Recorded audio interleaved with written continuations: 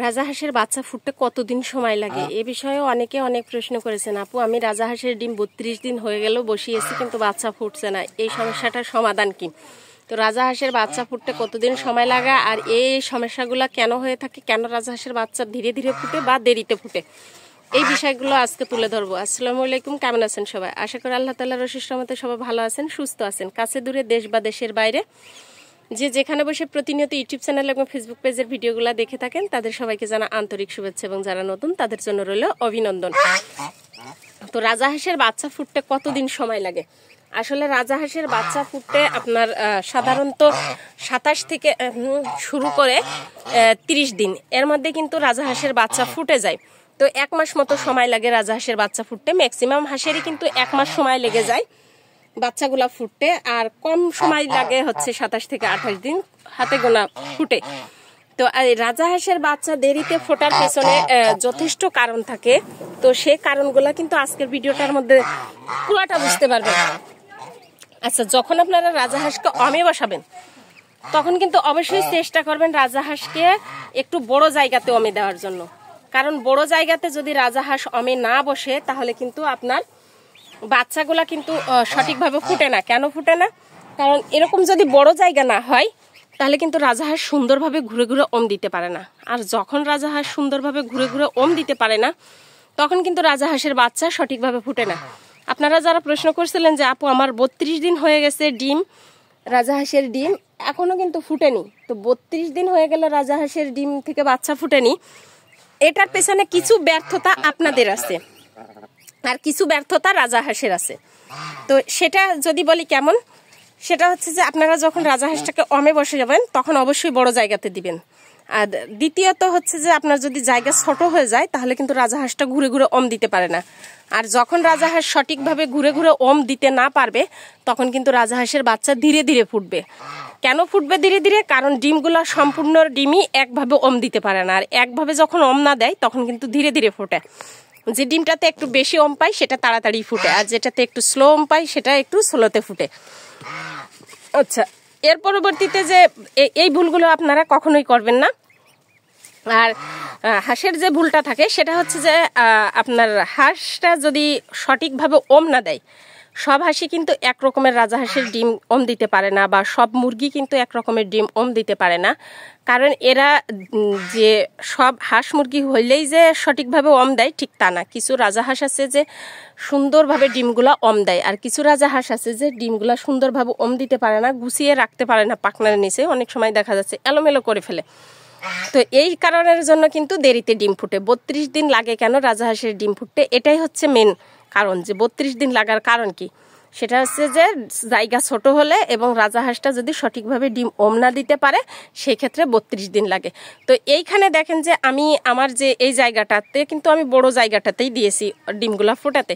সাধারণত রাজাহাঁস আমি বারবার বলছি যে 27 দিন থেকে শুরু করে 30 দিন, এর মধ্যে কিন্তু বাচ্চা ফুটে যায়, 30 দিনের বেশি লাগার কথা না। তারপরেও আপনাদের অনেকেরই লেগেছে। তো এই যে এইখানে দেখেন একটা ডিম আপনাদেরকে দেখাই, এই যে তারিখটা দেখেন, এইখানে কিন্তু উল্লেখ করে লেখা আছে যে 8 তারিখ। এই ডিমটা কিন্তু আমি 8 তারিখে দিয়েছি, মার্চের 8 তারিখে এই ডিমটা আমি অমে দিয়েছি। তো মার্চের 8 তারিখে দিলে, যেহেতু মার্চ মাসটা আপনার 31শে মাস গেছে, তাহলে আমি এপ্রিলের 8 তারিখে 7 তারিখে কিন্তু আমার বাচ্চাটা ফুটবে। এপ্রিলের 7 তারিখে বাচ্চাটা ফুটবে, কারণ যেহেতু একদিন ওইদিকে বেশি গিয়েছে, 31শে মাস হয়েছে, তো এপ্রিলের 7 তারিখে ফুটে যাবে। কিন্তু আজ দেখেন যে এপ্রিলের কিন্তু আপনার হচ্ছে কয় তারিখ, আজ হচ্ছে 5 তারিখ, অর্থাৎ আরও 2 দিন আগে। অর্থাৎ এই ডিমটা ফুটলে কিন্তু আপনার 28 দিনে, 27 থেকে 28 দিন সময় লাগছে এই ডিমটা ফুটতে। এটা কেন হয়েছে?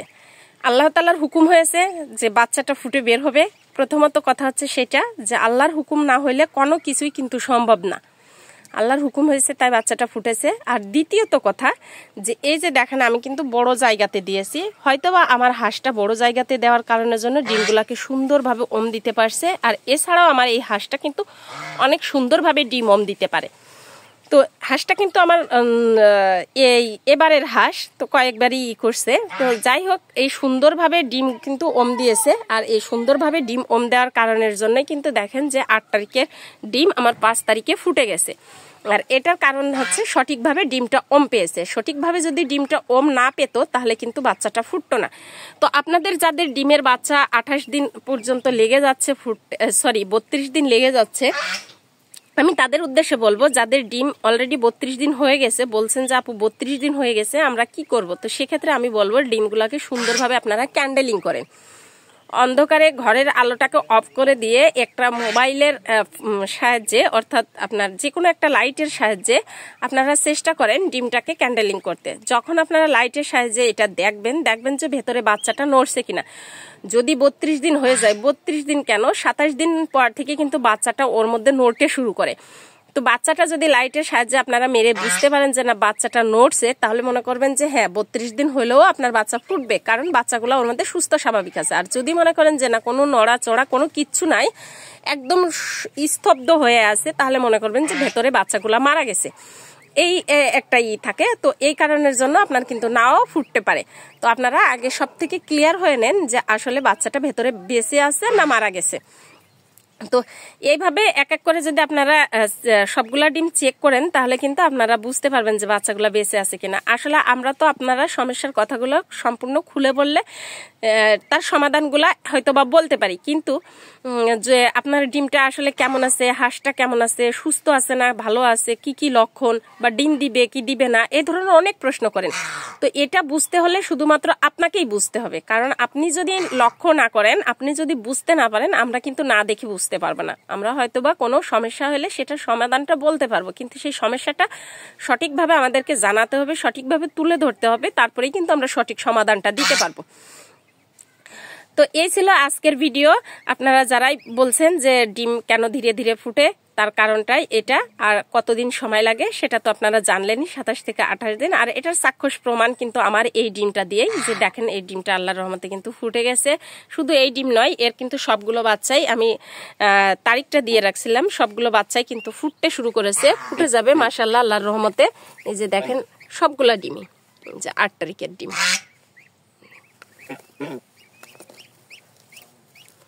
এই যে দেখেন প্রতিটা ডিমের মধ্যেই আমি কিন্তু তারিখ লিখে রাখছি। তবে হ্যাঁ, এখানে আপনারা আর একটা কাজ করবেন, যখন ডিমগুলা ফুটতে থাকে তখন কিন্তু পিঁপড়া মুক্ত রাখার চেষ্টা করবেন, না হলে কিন্তু পিঁপড়াই কিন্তু আপনার ডিমগুলা এর ভেতরে ঢুকবে, ঢুকে কিন্তু বাচ্চাগুলা মেরে ফেলবে। কারণ বাচ্চাগুলা যখন ফুটে তখন বাচ্চার শরীরটা কিন্তু অনেকটা ভেজা থাকে, আর এই ভেজা থাকার কারণের জন্য কিন্তু বাচ্চাকে একদম শরীরে, বাচ্চার মাংসে কিন্তু কামড় দিয়ে বসে। তো এই কারণের জন্যই আপনারা চেষ্টা করবেন বাচ্চাকে পিঁপড়া মুক্ত ডিমগুলাকে রাখার জন্য। তো এই ছিল আজকের মেন ভিডিওর, যে আপনারা যাগুলো জানতে চেয়েছেন সেগুলো। তো দেখা হবে অন্য কোনো ভিডিওতে। সে পর্যন্ত সবাই ভালো থাকবেন, সুস্থ থাকবেন এবং নিজে ভালো থাকার চেষ্টা করবেন, পশু পাখিগুলোকে ভালো রাখার চেষ্টা করবেন। আল্লাহ হাফেজ।